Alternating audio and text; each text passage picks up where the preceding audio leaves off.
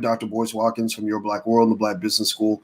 And I wanted to come in for a second to tell you guys about some of the stuff I've been reading about this whole situation with the virus and everything. It's getting worse with every passing day, as many of you can imagine, as a lot of you already know. And every day there's these interesting updates and dynamics that evolve from what I would consider to be nothing less than just side effects of what happens when you shut an entire economy down.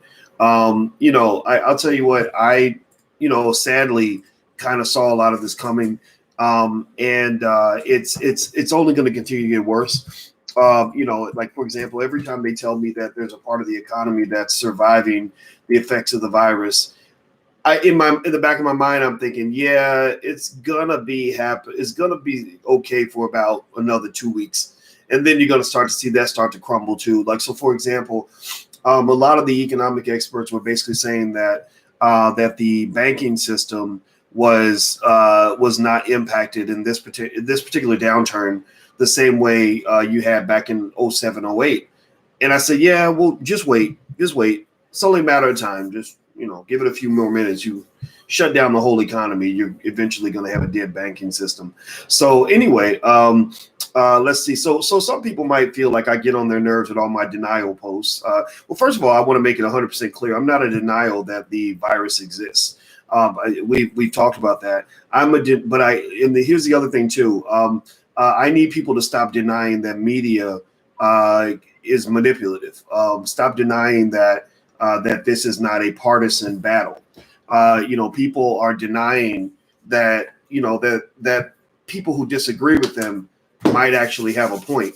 Most of the time when I talk about this virus, I'm doing something the media doesn't really do very well, which is present data. I present data, particularly CDC data, things like that. Media doesn't do that. The media tells stories. That's why they call them stories. They literally, when they put something in the paper, they say this is a story. So they'll tell you a story, about one person who got sick and died, and the story is designed to, generate an emotional reaction from you. It's designed to get you to feel sad. It's also designed to get you to be afraid. Two institutions that you got to be careful about in terms of the profitability of fear are media and politicians. Studies show that media and politicians are both aware that the more you make people afraid, the more you're going to get a reaction. When people are scared, they're tuned into CNN. I don't know if anybody remembers back in 9/11, when 9/11 went down, everybody was mortified because people didn't know what the hell was going to happen next. And people, and I bet you that to this day, 9/11 probably gave the highest ratings ever for CNN. Like, CNN loved 9/11 because they didn't love the country being attacked. I assume that they didn't want that, but the benefit for them was that people would just turn on CNN and be on CNN all day long. So the same thing is happening now. And then with politicians, studies also show that politicians, they've tried campaigning based on positive things. They've tried campaigning based on their track record. They've tried campaigning based on the reasons why you should want to support a certain politician over another one. And they found that none of that works as well as fear and negativity. So if I want to win an election, all I got to do is tell you that my opponent is the devil. And I'm not going to tell you anything about what I do or what I can offer. I'll bring that up later. But first, I want to tell you that my opponent is the devil, and that my opponent, if you elect my opponent, the world's going to come to an end. Right? They're going to come to your house. They're going to make you into a slave. They're going to beat your whole family half to death. Right? I have to scare you. Right? So effectively, what I don't like about all of this is the fear mongering. I think that we can talk about the virus and acknowledge it without getting into some sort of a odd form of almost behavior modification, sort of mind control. Remember, I'm marrying a psychotherapist. She's an expert on the subconscious mind. She's not just an expert. She's not just a mediocre expert. She's about to be promoted to a full professor, which is like in universities, you have assistant professors, you have tenured professors, which is a big deal. then you have full professors, which is the highest you can go up the chain. I'm marrying a really intelligent Black woman who is an expert, one of the world's leading experts on the subconscious mind. And we talk extensively about the way media works incredibly hard to control the minds of the masses. So with that said, hit the thumbs up button, by the way. If you're watching the Black Financial Channel, make sure you hit the thumbs up button and make sure you subscribe and all that good stuff. And don't forget that we have Black Movie Night next week. You guys know that we're building a Black Hollywood, and we want to do that by making movies and supporting Black filmmakers. So we have Black Movie Night every 2 or 3 weeks. You can go to blackmovienight.net to sign up for the next one. That's blackmovienight.net. It's totally free, totally free. All right, so here's the most recent data, and here's what's going on now in terms of side effects that are occurring that have to be acknowledged. Again, if people feel that somehow my sort of presenting data and facts is a denial of the impact of the virus, that fine, think what you want, but I need you to stop denying that people are going to starve to death and die if you don't let them have their jobs back at some point. If you don't find a pathway back to recovery, people are going to die. Children are going to suffer. I need you to stop denying that people will run out of money, that people can't pay their rent, people are going to get evicted. Like seriously, if you think I'm denying the virus, then fine, then stop denying that people are going through hell and that most people are not impacted at all by any of this. I'm a mathematician, my master's degree is in math. I taught math at the University of Kentucky. So I know what that 2 + 2 is 4, right? Even when media tells me 2 + 2 is 7, I'm like, no, that doesn't, I did the math. It's actually 4. Y'all need to go check your numbers here. So let me give you some math that'll just kind of help put this into context so that we can look at this based on reality and not spin. It doesn't matter if you're a Democrat. It doesn't matter if you're a Republican. All that matters is that you care about your family and you want to know the truth. Here are the facts right now as they stand. The numbers are changing. The virus, the growth of the virus is real. You got to watch it, right? A virus is something, one of the things I studied extensively in math is the impact of exponential growth. One of the reasons I talk to you guys a lot about investing is because investing involves viral exponential growth in your asset base. That's why I tell you guys to invest because investing, your wealth grows with the same mathematical equations that a virus expands, right? Albert Einstein actually was baffled. He said the greatest force in the universe is not gravity or black holes. He said it's compound interest. He said because compound interest, the fact that it grows virally, in such an extraordinary way, really is just astonishing to him. So viruses grow the same way compound interest grows, right? And so with viruses, the reason that you want to monitor the numbers and the reason that you want to be careful when a virus like this pops up is because you don't want to underestimate the potential impact of the virus, right? You don't want to pretend like it's not a factor and that it can't suddenly explode. You have to be smart in terms of containing it. So so here with this particular virus, what you're dealing with is a situation where we have to make sure it doesn't get out of hand, but it's not even coming close to having a type of impact that would warrant this level of panic and chaos and shutdown. It just doesn't. It's fascinating that if you're a Democrat, you think this is the end of the world and that we should never ever go back to work again. I don't know where these people are getting their money from. I don't know if they just have, if they're independently wealthy. I mean, a lot of the liberals that talk about income inequality are interesting people because a lot of them at the top of the chain are actually multimillionaires, right? They're multimillionaires who are not going to give their money away. And also a lot of the liberals who talk about this inequality. I've seen people do analysis on how a lot of these individuals will get their kids into the Ivy League schools, even when the kids don't have the credentials, right? So they talk about this meritocracy and this fairness and all that, when the reality is that they fully acknowledge the inequities of America. They acknowledge the unfairness of America, and they benefit from the unfairness of America. There's studies that show that a bunch of Democratic Party leadership in Congress they're all getting their kids into these Ivy League schools, and their kids are not having to go through what your kids are going through. They're not taking the same tests. They don't have to get the same scores. They don't have to have the same GPA, and so I mean, if you want to just get past the BS of it all, everybody sees that with the system for what it is. I just want Black people to be able to benefit. I want us to create our own systems where we can make the inequality work in our favor, because somehow we're the ones that are led to believe that inequality is real, or that equality is a possibility. It's not a possibility. It's not going to happen. So going back to this whole thing with the virus, I think that, that those who are saying, we should never, ever go back to work, or that there shouldn't even be a conversation about the economy opening back up again. I would say that if you are a person who's economically secure, you don't really have a right to really speak on this, in my opinion. I just don't believe that. Like I'm economically secure. I can stay home forever. I was already quarantined before this all went down. Alicia and I will be fine.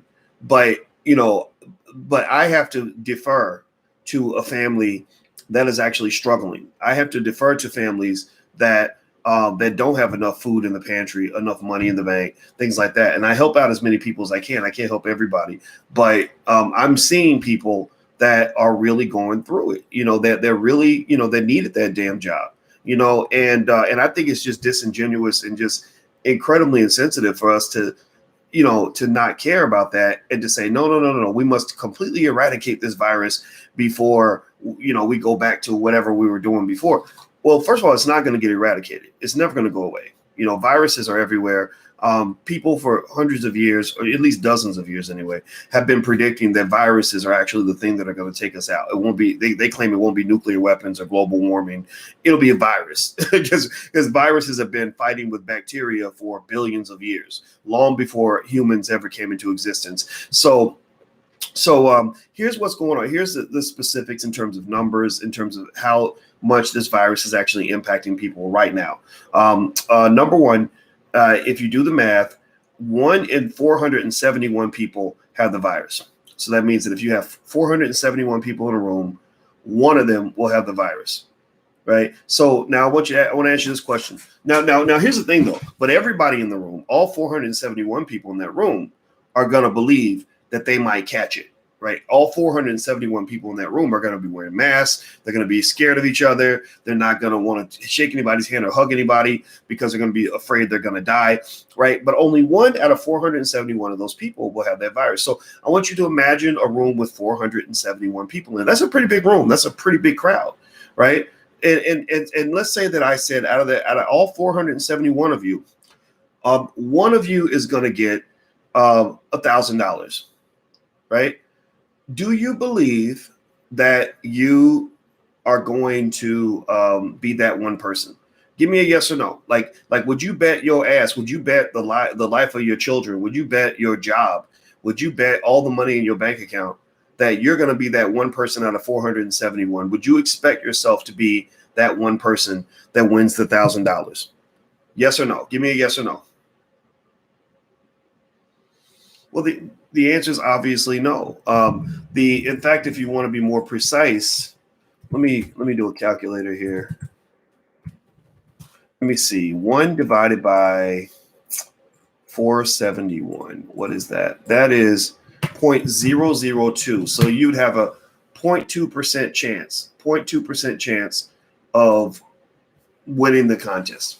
Okay. So what this says to me is that, at least right now, again, things can change, right? That's why you got to be careful. Things can change. But right now, it's very hard to find anybody that who has the virus. I mean, don't get me wrong. We all, there's what they call degrees of separation. Most Black people are only 2 or 3 degrees of separation from each other, right? That means that, if there's any person I know, chances are most of you know somebody who knows somebody who knows that person, right? Because you think about it, if you look at all the people, look at your Facebook friends. Let's say you have 400 Facebook friends, and each of your 400 Facebook friends has 400 Facebook friends. Well, what's that? That's 4,000. That's 40,000. That's 160,000 people right there. Is that right? Did I do the math right? I think that's right. That seems like such a big number. And then Each of those 160,000 people has 400,000 or 400 friends, right? On average, right? You're talking about a big, gigantic number. You're talking about over at least a million people or more, a couple million people or something. It's a big number, right? Do you follow what I'm saying? So what the reason I think a lot of people feel like it's just everywhere and everybody's getting it is because everybody has a friend who has a friend who knows a friend or whatever that it happened to. Or yeah, my friend's grandma, got it and died, things like that. And I'm not saying that that's not relevant and real. I'm just saying that what happens is you can engage in an irrational level of fear in terms of, really feeling like it's connected to you when it's really not.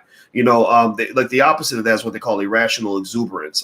Alan Greenspan, the former chairman of the Federal Reserve, wrote a book called Irrational Exuberance, where he talked about people's irrational excitement when it comes to investing and how that pushes prices up. Well, you can also have irrational fear, where you may only have a 1 in 500 chance of something happening to you, but if you're a person that just carries fear and you operate on fear and you live on that low fear frequency, then you think everything bad can happen to you. You watch the news, you see that somebody across town got raped and murdered. You think, oh my God, that can happen to me. So you behave as if you think that's going to happen to you, or that there's a strong possibility. So anyway, by the way, I see Coach Tanisha says my cousin died. I'm very, very sorry about your cousin. So I want to make sure we have these conversations with complete sensitivity to everybody. I want to have sensitivity to the dead, and I want to have sensitivity to the living, who many of whom are going to be dead if you allow the poverty epidemic to get out of control. If you let families starve to death, you're going to have more dead people. And so I think that you can have a balance. I think that you can acknowledge what the virus can do. I think you can protect people, in a very careful way, and still have an economy at the same time. You don't have to starve people to death in order to protect yourself. So this is just straight math. Don't get mad at me. Get mad at the numbers. 1 in 471 people have the virus. So if you went out today and said, I'm going to make sure I catch that virus today, I got to do everything I can to catch the virus. I'm going to go hug everybody I see. I'm going to kiss people on the cheek. I'm going to get really close to people all day long. I'm going to go have sex with a couple strangers. If you did that, you still would probably not get the virus because it's very, very hard to catch. The second thing is, if you want to know the odds of you dying, and this is thrown into healthy, unhealthy people, everybody together, the odds of dying from the virus are 1 in 9,000. 1 in 9,000. So you have a 1 in 471 chance of catching the virus, but given that most people that catch it actually recover, you have a 1 in 9,000 chance of dying. Now, and here's the other thing too. The media should just at least make sure they mention this so people don't get scared half to death.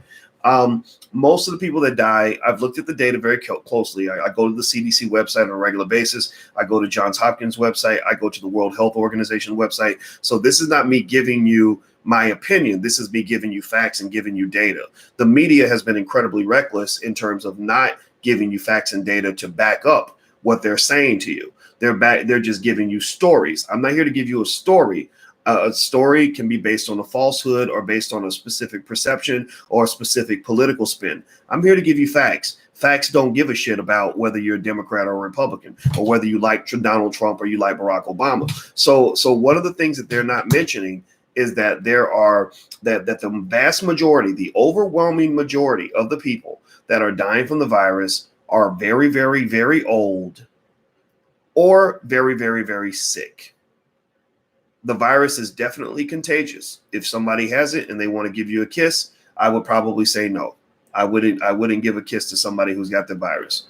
Right now, Alicia and I already made an agreement. We already said, look, if one of us got it, then both of us just gonna get it. We're gonna have to help. We're gonna have to help each other get back, nurse each other back to health. Right? Because I said, look, I'm not quarantining myself away from you no matter what. So we made a pact. Like, look, if one of us got it, then the other one's gonna take care of the other one, and we just gonna both have to fight through this. Because 80% of the people that get it actually don't even have any symptoms. They get better, they heal, it's fine, right? So here's where we are. When you're talking about all the people that are facing hunger, there's now the stories are starting to shift. The stories before were, death, chaos everywhere, and some of that is relevant. I mean, 37,000 people, 37,000 deaths in the big picture of things. When you compare that, for example, to the fact that over 250,000 people died from diabetes, which is easily preventable, but it affects a lot of your families. I think it's a little bit strange to be incredibly sensitive to death and suffering when it comes to the virus, but you were never sensitive to death and suffering when it came to diabetes, or never sensitive when it comes to the fact that 1 in 6 Americans die from heart disease. Or when I had people last month who were attacking me which it doesn't, I don't give a shit. It doesn't bother me at all. I promise you. But they were really mad at me because I said Lizzo should not, I don't like the idea that she's not just engaging in coonery, but she's mass marketing obesity, the merits of obesity. I had a lot of people that said I was fat shaming. Well, all those people who said I was fat shaming, you have to really check yourself, because you're a little bit hypocritical now, because one of the greatest risk factors in things like heart disease and diabetes is obesity. And so, so if you're running around here saying that you're mad at me because you think I should cry a little more over a couple thousand people that died from a coronavirus, I get that. I understand that. But why were you not sensitive at all to the hundreds of thousands of people who've died from heart disease and diabetes? Because we're mass marketing obesity like it's a good thing. Like we're talking about it like if somebody brings it up, you're fat shaming them. So think about this. You're a hypocrite right now. You showed no sensitivity when all those people were dying from diabetes and heart disease, but now suddenly you got all these tattoo tears for the coronavirus. What you're doing, what you're showing me is that you're not a person who really knows who you are. You're not a person that knows where you stand. You're not a person that really knows what you actually believe in. I'm clear about what I believe in. I could give a shit less. I'm confident in my intellect to the point where a million people, 99.9% of all people could believe this. But if the data tells me that it's actually that's true, I have no problem saying, I know y'all think it's this, but actually I looked at the data and it says that y'all think that's true. No. I know 99.9% of y'all think that's true, but no, I actually think this is true. So to me, those bandwagon fly by night, follow the trend type people who are allowing your perception of the virus to be driven by media or to be driven by what's popular or to be driven by what sounds politically correct, y'all need to just sit down and educate yourself, because right now, honestly, you sound like you're full of shit.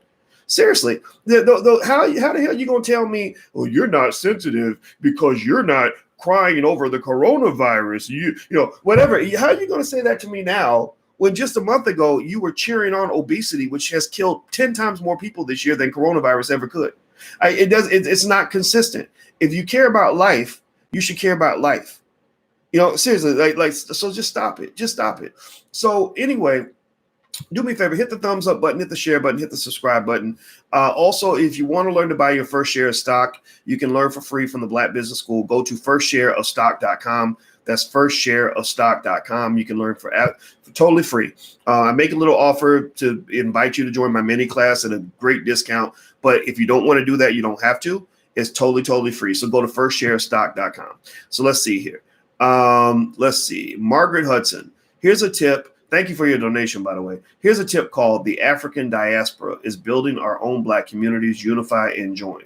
Absolutely. I love it. Thank you. Thank you, sister. Errol says you are amazing. Thank you for your donation. You are amazing. Also, anybody that wants to help us grow the platform, we'd love to have you as a patron in our League of Intelligent Black People. So feel free to go to intelligentblackpeople.com. That's intelligentblackpeople.com. So going back to this, let's dig into this. Here are the facts. Right now, you're starting to see people protesting around the country, which this is another thing I knew was eventually going to happen. I don't think people are going to allow you to lock them in their houses with no money and no food. Like send them a check for $1,200 and be like, okay, that should hold you over for the year. I mean, that ain't going to work. So the obvious solution is, well, no, maybe instead of $1,200 one time, we should give them a lot more money. Well, America don't work like that. America is a stingy, greedy, capitalist country that doesn't even have the resources to give everybody enough money to survive for the rest of the year. They just don't. They don't care, and I hate that. It really sucks. I wish we had a different kind of government in that way. And we know Trump is not a great president. I don't think he is anyway.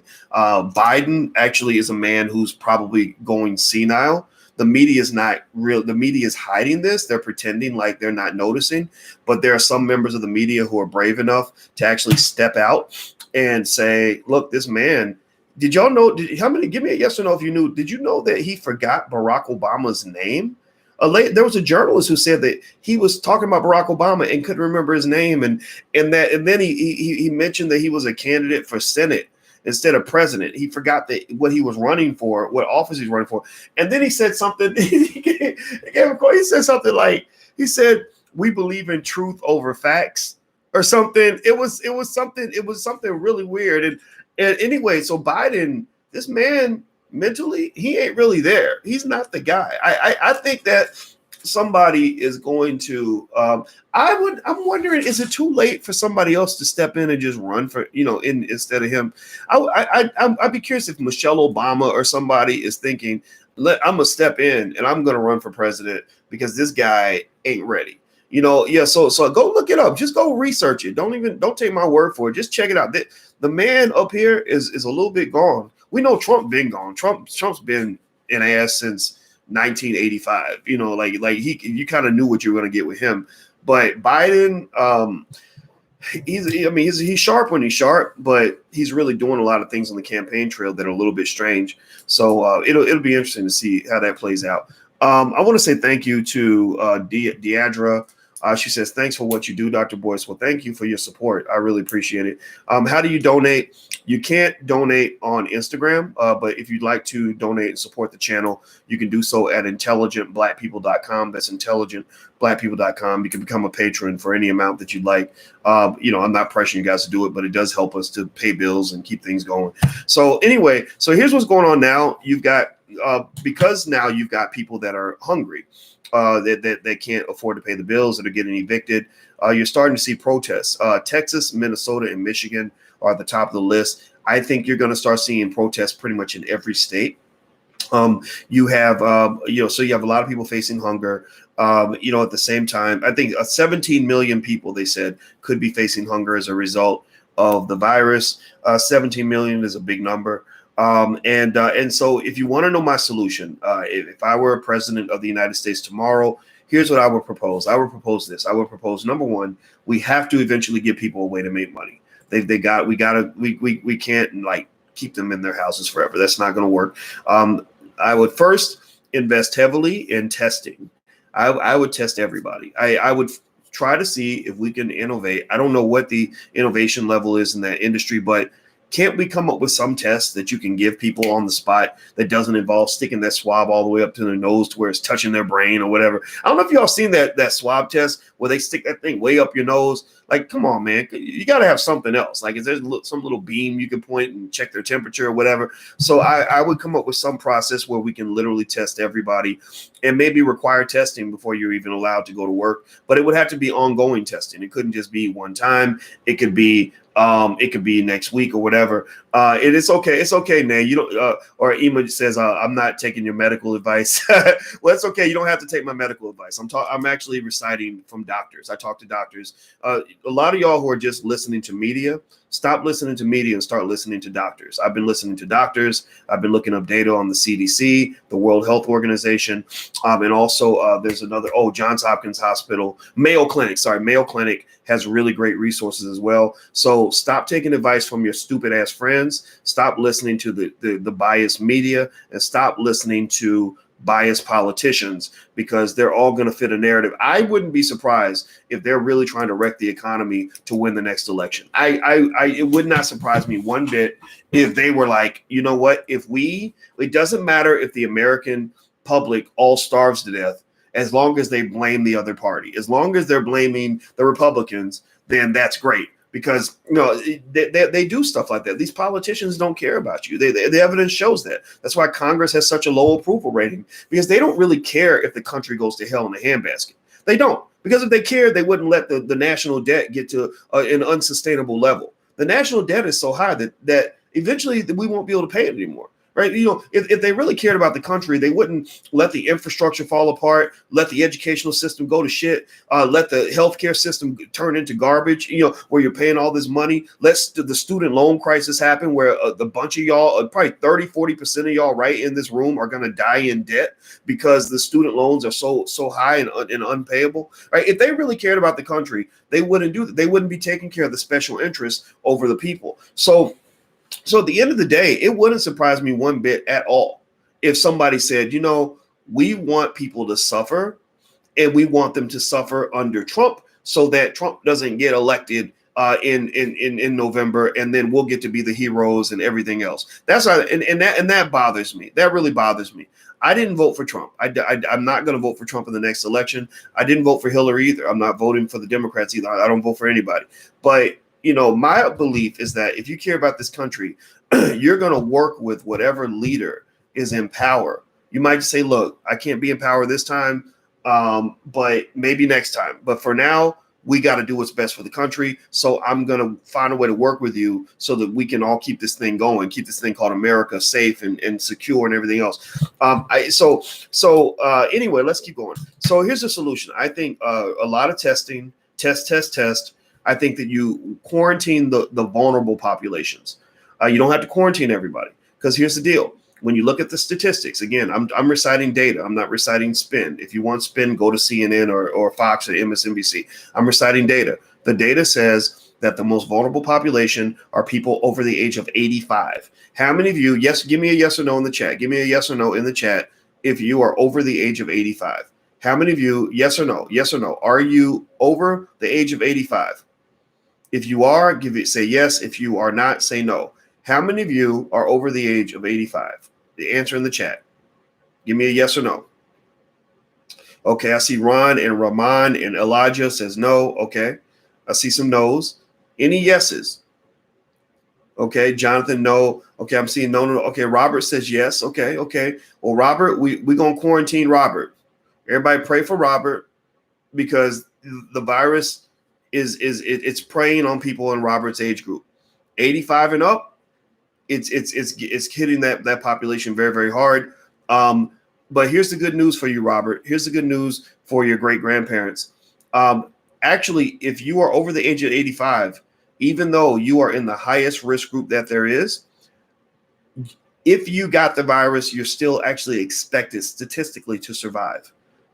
You're expected to survive, actually, because only 10 to 27% of people over the age of 85 who catch the virus actually die. So that means if you have four 85-year-olds in a room and all of them have corona, don't start planning their funerals right away. Only one of them is going to die. 3 of them are going to survive. Okay. And that's for the highest risk group out there. Right. Okay. So if you go down to 75 to 85, it drops to about, I think, 5%. So that means if you have, if you have 100, or sorry, Scott, if you have 20 75-year-olds in a room, 20 people that are 75 years old that are infected, one of them out of the 20 is going to die. The other 19 are going to survive. Do you follow me? Does that make sense? I'm a statistician.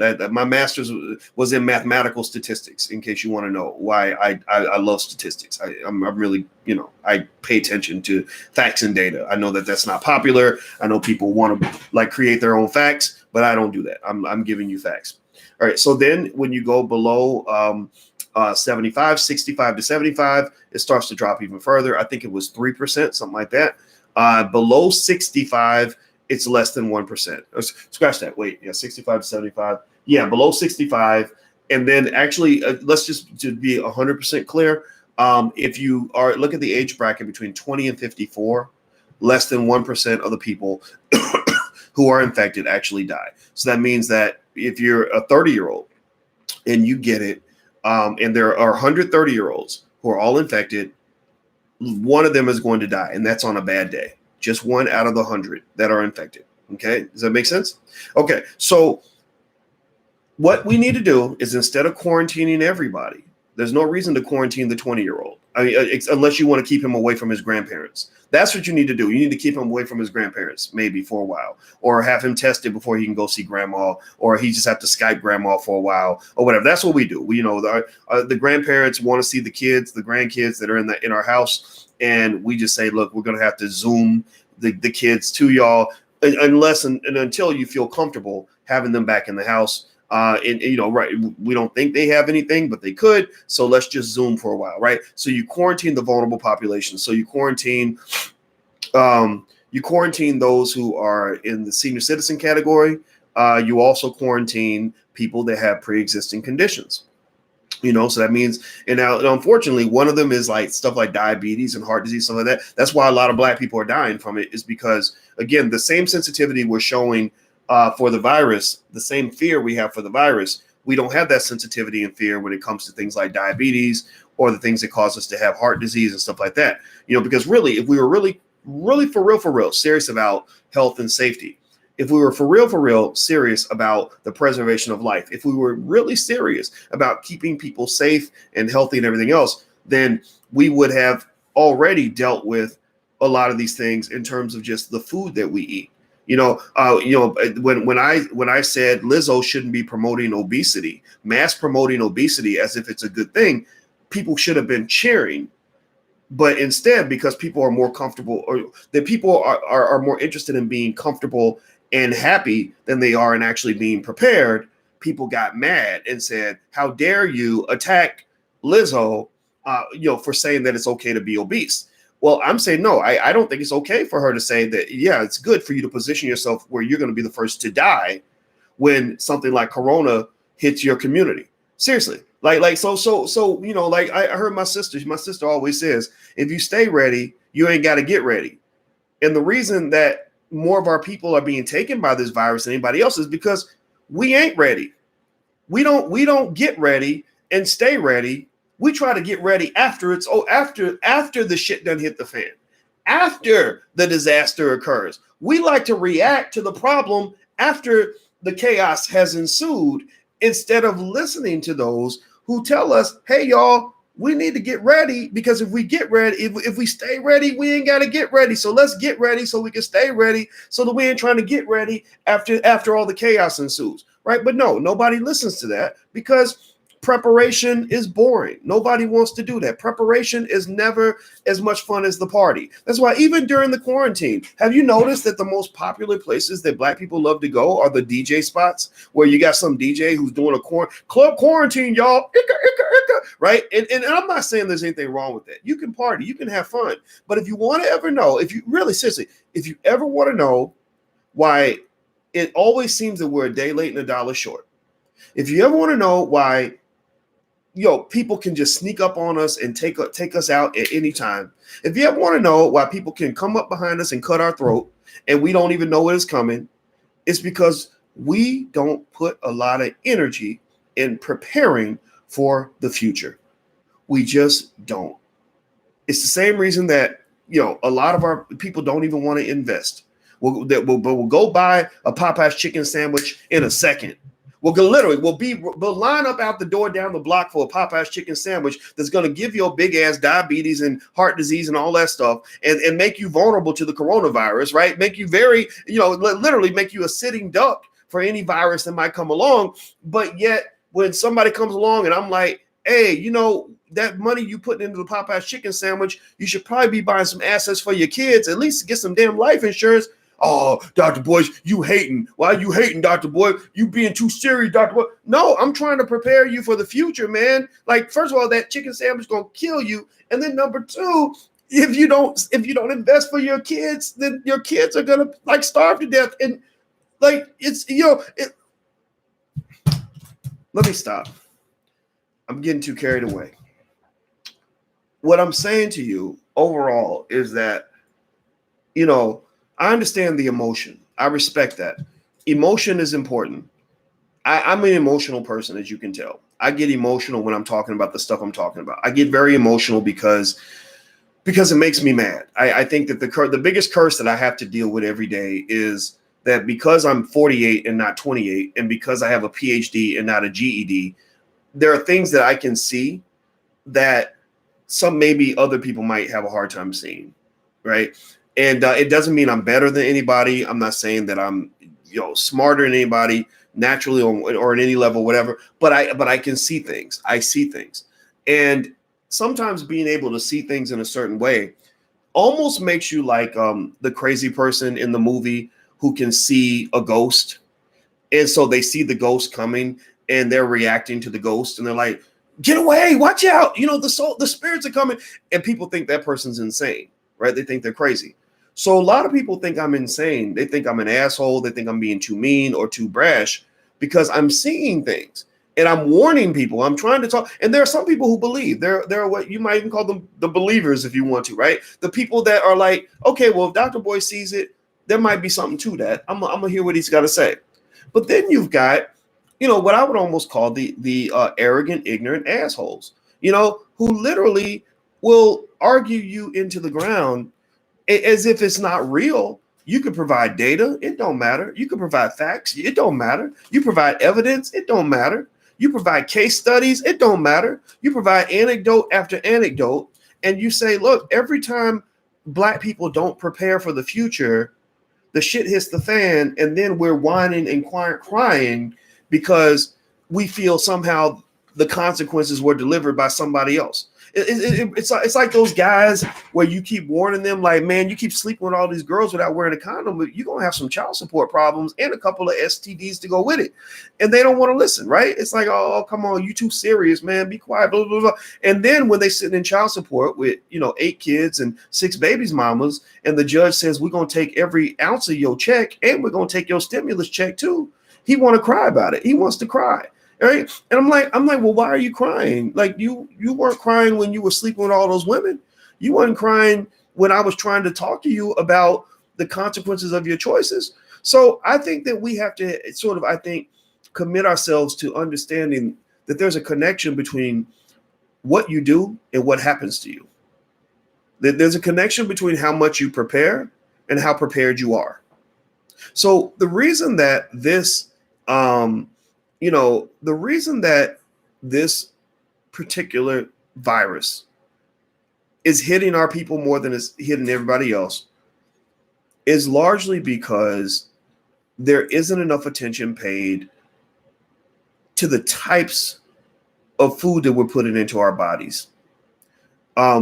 We know that corporations love to market unhealthy food to Black people.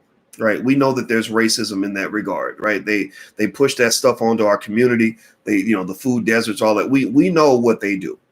Right. We know what they do. The bigger question to me is, do you also know what you do? That's the issue. We know what they do. The question is, what did you do? When you have people like Byron Hurt, who made a documentary a decade ago called Soul Food Junkies. I don't know if anybody heard that documentary, but I respect him for making that film.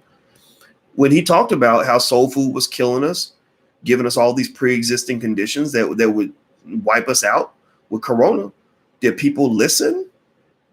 Or do people say, man, get out of here with that stuff. Pass the chicken, nigga. So it's like really, like, is that what you heard? You know how people are. People don't want to hear about all of that. When times are good, it's when times are tough that you want to go and cry at the altar and pray to white Jesus about why you feel like God is punishing you or why you're going through the hell that you're going through. The devil's in the details, and sometimes the devil is you. Sometimes the devil that ruined your life is you. So I think in terms of this virus, here's what I think. Here's the solution. Let's go back to the key point here. In order to reopen the economy, I think what you do in order to keep people safe, 1, you test everybody, test as many people as possible. 2, you don't quarantine the whole country. You quarantine the vulnerable. You quarantine pre-existing conditions. You quarantine senior citizens. Maybe you quarantine people that are just scared to death, right? So if you're just a scary person and you got $1 million in the bank, then you stay home forever, and we're going to get back to living life. So you stay in your house And because that, I can guarantee that the best way to stay completely safe from anything that could possibly harm you is to stay in your house forever. So get rid of your car, because people die in car accidents. We don't want you to, die in a car accident. Don't like jump in a swimming pool because people drown. Don't do anything because we don't want anything bad to happen to you. Okay. Also, funding. I think the government should, I think they're already doing it, but they should continue to do this. Put billions of dollars into research and supplies, for the healthcare industry. A big part of the reason that this whole thing got us hemmed up, in my opinion, is because we just, as a country, weren't ready. Black people ain't ready. Because again, we promote the unhealthy lifestyle. Again, when I was talking about the Lizzo thing, a lot of people, I was really fascinated by how hard people will work to defend unhealthy behavior. Have you ever seen that? Where you've seen a Negro that will literally work harder than a field slave to defend some really ratchet shit. Have you ever seen that? Literally, for example, when people were saying, well, maybe in hip hop, maybe we shouldn't call each other the N-word. Maybe there's better words to use, right? You had Black folks that were going out of their way to defend the use of the N-word.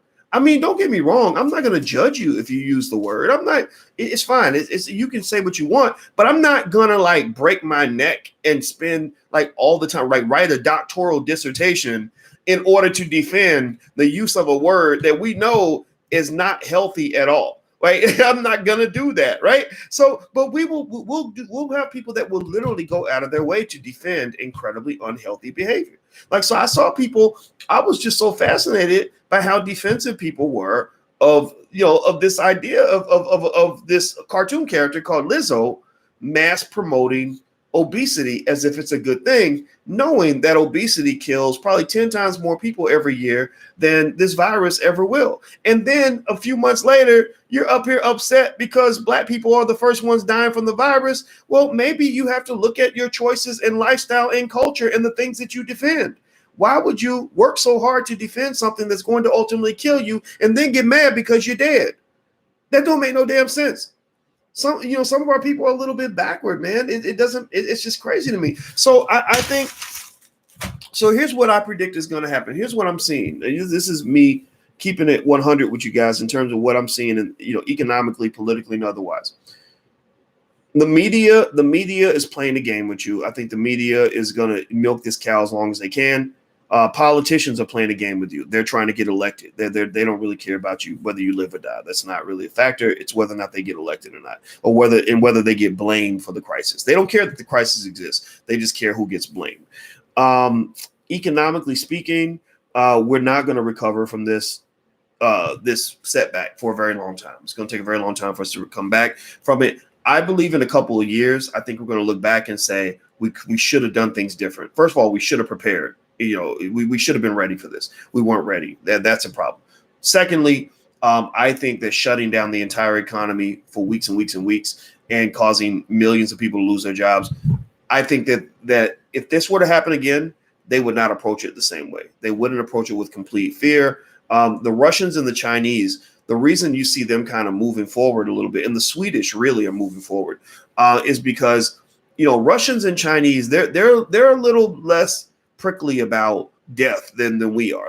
They're used to like the Chinese in the 1950s, they had a famine that killed 15 million people, but they kept the engine going. They were like, look, yeah, it's bad that people died, but we got to the living have to eat. So we got to keep this thing moving, right? That's how the Chinese kind of see the world. The Russians lost 27 million people during World War II, but they just kept it moving. They were like, yeah, but we still got to eat. The death is sad, but we still got to eat. So I think that the Russians and the Chinese, that's why you see them dealing with the virus a little bit differently from us. In America, if you tell people 500 people died, Americans are willing to shut down the whole country over 500 deaths. And that's not something you'll see in some other countries. I'm not saying it's good or bad. I'm not going to say that at all. I'm just going to say that America, one special thing that you have, a special privilege that you have by being American that other people don't have, is that you've never really dealt in this country in the last 100 years or more.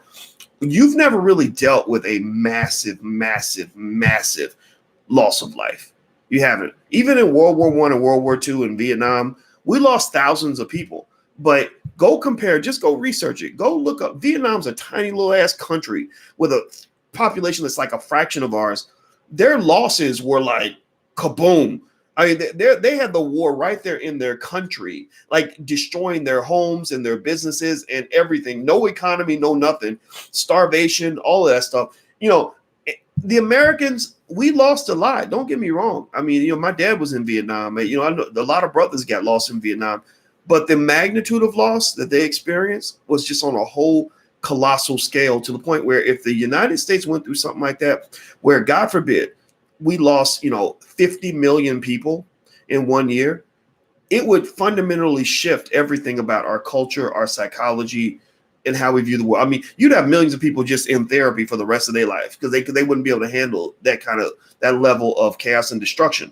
But it builds it up. But going through tough situations like the Russians did and the Chinese did, it builds a type of resiliency that they have that I don't know. I'm not gonna say it's admirable or not admirable. You can make the decision on that, but it makes them different. It makes them very different. Like, so for them, you go tell the Chinese government, oh my God, 20,000 people died today. They're going to be like, okay.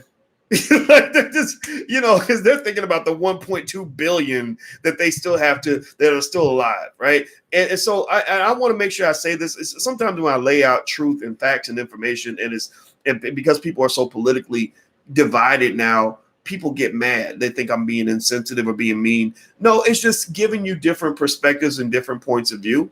And I think that, the idea that our whole country is paralyzed over 37,000 deaths. A lot of people would say that is an American thing, that Americans are just super sensitive to that kind of thing. You can't shut down Russia over 37,000 deaths. They're just not. They're just like, no, we must just drink extra vodka and keep country going. Like that's how the Russians kind of think, So God forbid, God hope that we never ever, God help us if we ever have to go through what the Russians went through in order to become that resilient, right? I don't want us to go through a situation where we lose 27 million people like the Russians did in World War II. But at some point, there's a good chance it's going to happen. I think the United States has made a lot of enemies around the world. I think our capitalism has driven us to be incredibly insensitive to other people around the globe. But we're attacking. We destroyed Libya for no reason. That was under Obama, by the way. It was your buddy Obama who did that. We've gone to all these other countries and dropped bombs on daycares and all this other stuff. I can't help but to feel and to just be concerned that one day those chickens gonna come home to roost. And if they do, it's going to be tough. It's going to be tough for a lot of our people. So anyway, I wish you all the very best. I hope that you are remaining safe. I think if you want to know my official policy in terms of, all the stuff they say about washing hands and masks and social distancing, I'm going to tell you the truth. When I go out, I don't wear a mask because I've seen the data. I know that the odds of me catching that thing are lower than my odds of being shot on a Tuesday. Like seriously, so I don't walk around with strapped with a gun because I don't think I'm going to get shot. So I'm not going to walk around with a mask because I'm not worried about catching the virus. But I will say that I think if that's what you got to do to feel better, then that's cool. Wear your mask, wash your hands. You should wash your hands anyway because it's just nasty not to, and do things to keep yourself safe. Like, don't be out here having unprotected sex and all that. Because I don't know if 500,000 people died from AIDS and HIV this year, right? And then out of all the people that didn't die, there's lots of people that just get diseases that never go away. So just do basic things to protect yourself. But I think that there's a point where you have to say, I'm going to live my life. That's it. I just want to live my life, and that's what I want to do. I know I'm going to die. I've accepted that. I'm okay with that. And maybe my perspective's a little bit different because when you're a little bit more public, when I can literally say like millions of people know who I am or have heard my name, or you go places and people recognize you and you don't even know who they are. You don't know who's watching. You don't know who's creeping up on you. I've had to confront that possibility that maybe somebody, God forbid, somebody might want to take me out. They've taken out black men for lesser things, and I'm okay with that. I'm not going to stop living, because when you stop living because you're scared to die, then you kind of might as well already be dead, because, there's a big difference between being alive and really living. So if you stop living because you're scared to die, then you've kind of already settled for something that is a lot like death anyway. Right? Do you follow what I'm saying? You follow what I'm saying? So don't live your life out of fear. Live your life out of desire for the great things that can happen to you. Be smart, protect yourself, and I think great things will come to you for that. So anyway, hit the thumbs up button, hit the share button, hit the subscribe button. Thanks for hanging out with me on Instagram. My Instagram is The Real Boyce Watkins. You can also follow the Black Financial Channel and the Black Business School on Instagram. How do you donate? You can go to intelligentblackpeople.com. That's intelligentblackpeople.com. Also, you can learn to buy your first share of stock at firstshareofstock.com. You can totally free. I just would like for you guys to do that for your family. Remember, if you stay ready, you ain't got to get ready. So I want you to start staying ready by investing some basic small amount of money on a regular basis for your future, so that when you die, your kids are not going to have to do a GoFundMe campaign to bury your ass. So can we agree on that? Can I get an amen? Can you please consider that? Just so go to firstsharestock.com. The video training is really good. People love it. It's totally free, and you'll be started investing in 15 minutes. So don't let fear stop you from fulfilling your destiny, because you are meant to be exceptional. All right, I'm out of here, guys. Have a great day. Love you, and thanks for hanging out with me. I'll talk to you soon. Peace.